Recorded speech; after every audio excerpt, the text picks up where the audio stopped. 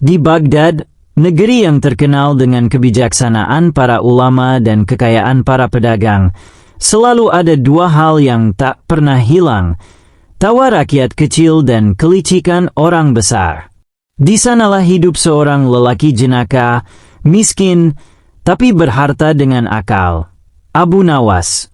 Sementara rakyat sibuk memikirkan harga roti, para pejabat sibuk memikirkan cara membangun rumah yang lebih besar. Dan ketika raja sibuk memikirkan cara menambah pajak, Abu Nawas justru sibuk mencari cara untuk membuat semuanya tertawa. Dan berpikir suatu pagi, Raja Harun al-Rashid murka. Laporan masuk, rakyat mengeluh harga barang naik gila-gilaan. Kenapa harga terus naik? Bukankah aku sudah memerintahkan harga turun? Bentak raja. Para menteri menunduk. Hanya Abu Nawas yang berani menjawab. Paduka, memang benar harga sudah turun. Raja mengernyit. Tapi dompet rakyat lebih dulu jatuh ke jurang. Tawa rakyat pun pecah. Menteri pucat. Raja terdiam, lalu tertawa pahit. Namun seorang menteri yang iri berkata, Paduka, hukum saja rakyat yang suka mengeluh. Larang mereka menyebut mahal. Raja setuju. Maka keluar dekret kerajaan. Mulai hari ini, tidak ada barang mahal. Semua disebut penuh berkah. Besoknya, pasar jadi aneh. Seekor kambing, berkah berbulu. Gandum 1 karung, berkah bergemuk. Bawang 1 siung, berkah yang membuat menangis. Rakyat bingung, lalu datang pada Abu Nawas. Wahai Abu, perut kami tetap kosong. Apa gunanya semua berubah jadi berkah? Abu tertawa. Itulah negeri kita, lapar disebut kenyang, pajak berat disebut ringan, janji palsu disebut kabar gembira. Seorang menteri iri pada Abu Nawas. Ia ingin mempermalukannya. Paduka raja, katanya, buatlah Abu Nawas jadi pejabat. Biar terlihat betapa bodohnya ia mengurus negeri. Raja setuju. Mulai hari ini, Abu, kau adalah menteri kursi panas. Kau harus duduk di kursi kerajaan dan menampung semua keluhan rakyat. Keesokan harinya rakyat datang. Petani mengeluh sawahnya kering karena bendungan dipakai pejabat untuk kolam ikan. Guru mengeluh gajinya kecil tapi disuruh mengajar sampai malam. Pedagang mengeluh pajak bertumpuk. Abu mendengar, lalu berdiri dan berkata, Wahai rakyat, semua ini bukan salah raja. Bukan salah kalian. Salahnya ada pada kursi. Rakyat bingung. Kenapa kursi? Abu menjawab lantang. Karena siapapun yang duduk di kursi kekuasaan, selalu lupa kursi itu hanya tempat duduk, bukan tempat tidur. Mereka lupa bangun untuk bekerja. Sorak rakyat menggema. Menteri yang menjebat Abu justru ditertawakan. Kata-kata Abu Nawas menyebar jauh melintasi Baghdad. Hingga utusan dari Persia, India, dan Romawi mendengar. Seorang duta bertanya padanya, Abu Nawas, bagaimana kau bisa mengkritik tanpa dibunuh dan tetap dicintai? Abu tersenyum. Aku mengkritik seperti orang menjewer telinga anak. Sakit, tapi membuat sadar.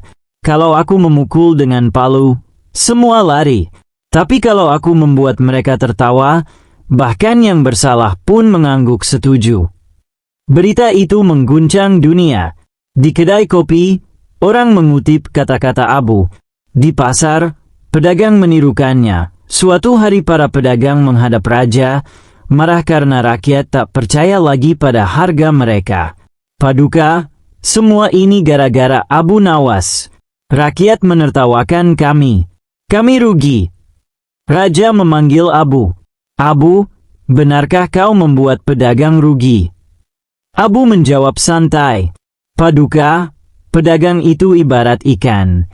Mereka selalu ingin berenang di kolam besar. Tapi lupa kalau kolam itu milik rakyat yang menanam padi di sekitarnya. Raja bertanya, Apa maksudmu? Abu tersenyum licik.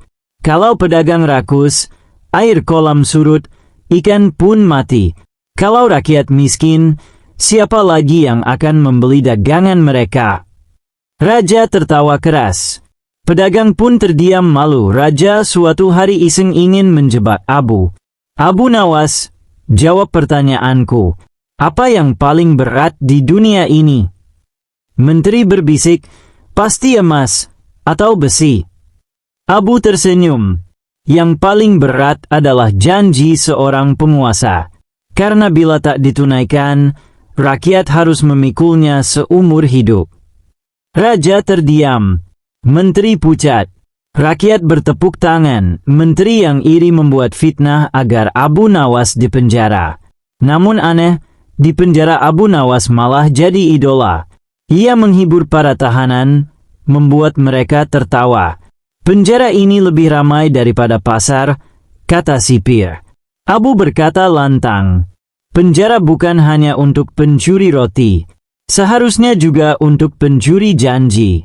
Bedanya, pencuri roti lapar karena perut, pencuri janji lapar karena kursi. Kabar itu sampai ke raja. Raja tertawa sambil berkata, bebaskan dia. Kalau tidak, seluruh Baghdad akan pindah ke penjara hanya untuk mendengar leluconnya. Sejak itu, Baghdad jadi negeri aneh. Rakyat lapar, tapi tetap tertawa karena kata-kata Abu. Raja bingung, tapi tetap tersenyum karena Abu membuatnya sadar tanpa kehilangan muka. Para menteri panas hati, tapi tak bisa menjatuhkan Abu. Orang-orang dari negeri jauh datang hanya untuk mendengar kritik Abu Nawas. Ia jadi legenda, bukan hanya di Baghdad, tapi di seluruh dunia.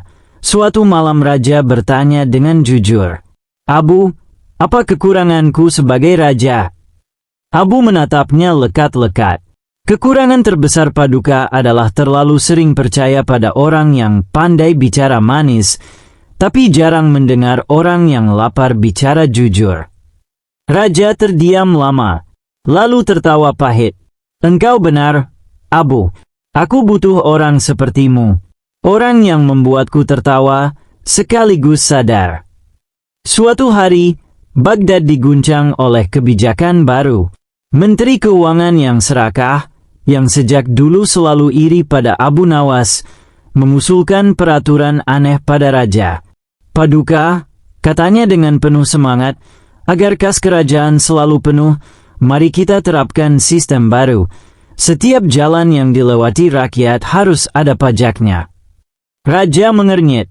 Maksudmu bagaimana? Menteri menjelaskan. Jika rakyat lewat jembatan, bayar pajak, pemandangan sungai. Jika lewat pasar, bayar pajak, hiruk-pikuk dagang.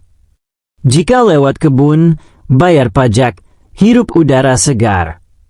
Bahkan kalau lewat jalan biasa, tetap bayar pajak karena sudah menginjak tanah kerajaan. Raja, yang sedang terbawa nafsu ingin membangun istana lebih megah lagi, akhirnya mengangguk setuju. Maka keesokan harinya, Baghdad berubah menjadi kota aneh. Di setiap persimpangan ada petugas pajak dengan timbangan, pena, dan kantong emas. Seorang kakek yang ingin membeli roti harus membayar pajak keluar rumah, pajak melewati gang, pajak menghirup udara di jalan raya, pajak sampai ke toko roti. Sesampainya di toko, roti yang seharga 1 dirham jadi terasa seharga emas. Rakyat pun marah. Mereka berbondong-bondong ke istana, berteriak, "Wahai Paduka Raja, perut kami belum kenyang, tapi dompet sudah kosong." Raja bingung, para menteri ketakutan. Hanya satu orang yang dipanggil untuk menyelesaikan masalah. Abu Nawas. Abu datang dengan santai, membawa seekor keledai kurus. Raja berkata, "Abu, rakyat mengeluh, tapi aku hanya menjalankan saran menteriku. Bagaimana aku tahu siapa yang benar?" Abu tersenyum. "Paduka, izinkan saya bercerita." "Silakan," kata raja. Awal kisah. Baghdad sedang gaduh. Bukan karena perang, bukan pula karena kelaparan. Tetapi karena hal sepele, sepatu. Seorang ulama istana yang terkenal haus pujian tiba-tiba mengeluarkan fatwa aneh. Barang siapa memakai sepatu yang menginjak tanah istana, maka sepatu itu menjadi suci. Barang siapa tidak membayar biaya penyucian, ia dianggap berdosa. Tentu saja, fatwa itu bukan keluar dari kitab, melainkan dari kantong. Karena ulama itu diam-diam bekerja sama dengan para tukang sepatu di Baghdad. Hasilnya, sepatu yang biasanya seharga 2 dirham, kini melonjak jadi 10 dirham. Tukang semir jalanan mendadak berubah jadi penyuci sepatu bersertifikat. Dan rakyat yang tak mampu membeli sepatu baru, dipaksa membayar pajak penyucian hanya karena melangkah di jalan yang katanya pernah dilewati raja rakyat murka. Mereka berbondong-bondong ke istana. Paduka raja, kaki kami masih kotor, tapi sepatu kami sudah dianggap suci. Bukankah ini gila? Raja bingung. Ia menoleh pada menteri. Menteri berkata, Paduka, itu fatwa ulama besar. Siapa yang berani membantah? Raja mengangguk ragu. Benar juga. Namun, salah satu pejabat berbisik. Hanya satu orang yang bisa mengalahkan logika ulama ini, Abu Nawas. Abu datang dengan wajah tenang. Abu, kata raja, engkau tahu masalahnya. Ulama berkata sepatu jadi suci kalau menginjak tanah istana. Apa pendapatmu? Abu mengusap jenggotnya. Paduka, izinkan hamba mencoba ujian kecil di hadapan semua orang. Ujian Abu Nawas. Abu berdiri di tengah aula istana. Semua pejabat, ulama, dan rakyat hadir. Ia melepaskan sandalnya yang sudah usang, lalu menaruhnya di kepala. Orang-orang terkejut. Ulama itu langsung marah.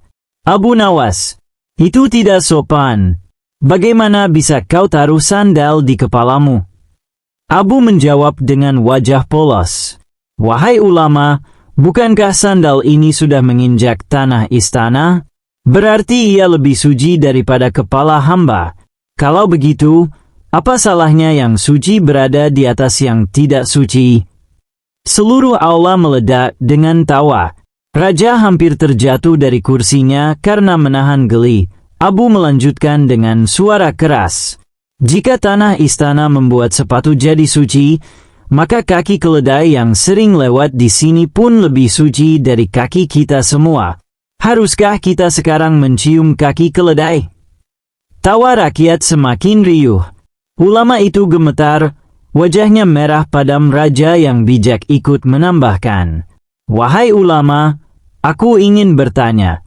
Kalau sandal Abu Nawas jadi suci hanya karena menginjak tanahku, apakah sandal itu bisa dipakai untuk berdoa di masjid?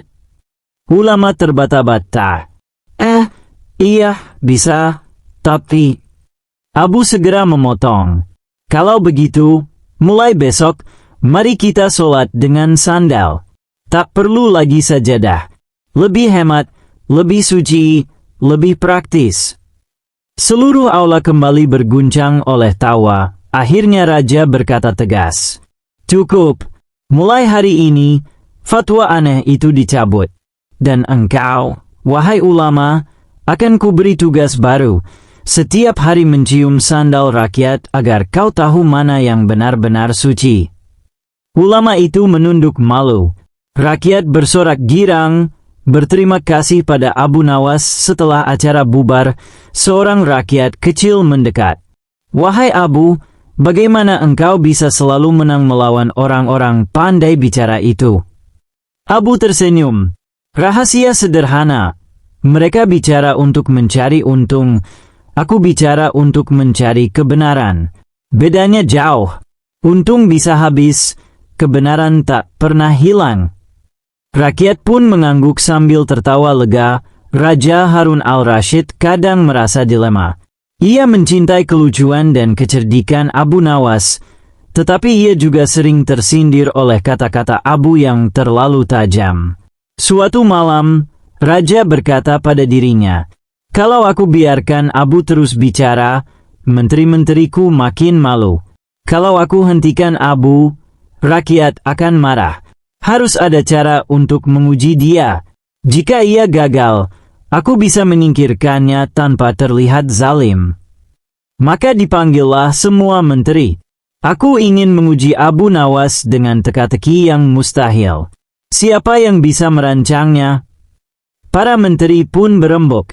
Ada yang usul teka-teki tentang emas. Ada yang usul soal matematika rumit. Tapi Raja menggeleng. Itu terlalu mudah untuk Abu. Akhirnya seorang menteri licik berkata, "Paduka, buat saja teka-teki yang bahkan tak punya jawaban. Abu pasti tersungkur." Raja tersenyum licik. "Bagus. Besok kita panggil Abu." Keesokan harinya Abu Nawas dipanggil. "Abu," kata Raja dengan nada serius, "aku ingin mengujimu. Jika kau berhasil menjawab, kau bebas. Jika gagal, kau harus meninggalkan Baghdad." Rakyat terkejut, para menteri menahan tawa. "Apa teka-tekinya, Paduka?" tanya Abu dengan wajah santai. Raja menjawab, "Di Baghdad ada 1000 jalan. Aku ingin kau memilih jalan yang paling benar. Tapi syaratnya, kau tidak boleh berjalan di atas tanah, tidak boleh terbang di udara, dan tidak boleh berenang di air." Bagaimana caranya? Semua yang hadir saling pandang. Menteri tersenyum puas. Rakyat terdiam cemas. Karena jelas, itu teka-teki mustahil. Abu menunduk sebentar, pura-pura bingung.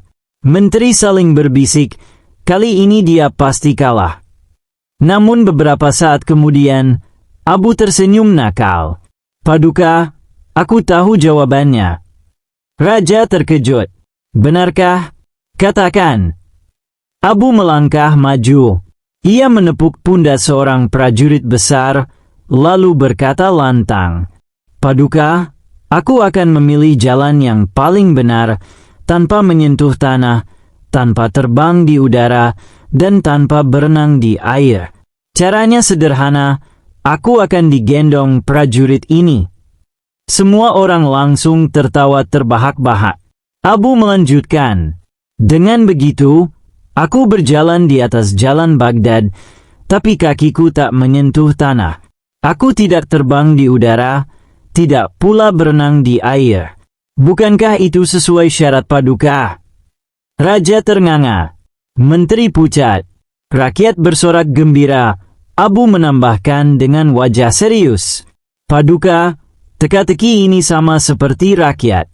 Mereka harus menempuh jalan hidup, tapi sering dipaksa berjalan dengan syarat mustahil. Tak boleh miskin, tak boleh salah, tak boleh lelah. Maka satu-satunya cara adalah mereka harus ditopang oleh keadilan Paduka. Kalau tidak, mereka akan jatuh." Raja terdiam, lalu tersenyum malu. Ia tahu sindiran itu mengenai dirinya. Para menteri terpaksa ikut tertawa, meski dalam hati membara. Rakyat bersorak girang, merasa Abu sekali lagi jadi pahlawan mereka. Prajurit yang dipakai Abu untuk contoh, justru bangga karena bisa menggendong kecerdikan Baghdad. Raja akhirnya berkata, "Abu, engkau memang mustahil dikalahkan. Mulai hari ini, aku akan berhati-hati memberi teka-teki. Karena setiap jebakan, selalu kau ubah jadi cermin yang memantulkan wajahku sendiri." Abu menunduk hormat, lalu berbisik, "Paduka, itulah gunanya teka-teki. Bukan untuk menjatuhkan, tapi untuk menyadarkan." Dan sekali lagi, Baghdad terguncang oleh tawa yang penuh makna.